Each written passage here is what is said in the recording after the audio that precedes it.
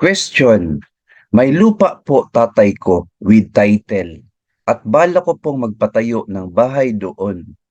Pwede po ba sa Pag-ibig Housing Loan yun?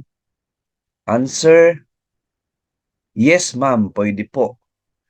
As long as Pag-ibig member po tayo for 2 years, then yung lupa ng tatay nyo is residential po, hindi agricultural. And most importantly, ibenta po ni tatay nyo yung lupa sa inyo para yung title ay malipat po sa inyong pangalan. Yan po ang requirement ni Pag-ibig.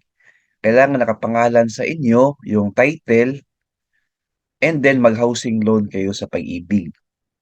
No worries po sa amount kasi yung maximum amount na ma-loan sa housing ng Pag-ibig is 6 million po. So, pasok po yung desired loan amount ninyo na 1 million. Pwede po yan, ma'am. So, yan lang po ang basic requirement po.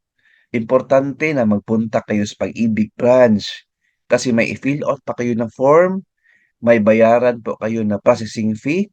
If I'm not mistaken, 3,000 po. Para yan siya sa appraisal ng bahay. Kasi puntahan yan ni Pag-ibig, yung bahay na yan or lupa na yan ng tatay nyo para tingnan po and i-appraise kung magkano yung appraisal value.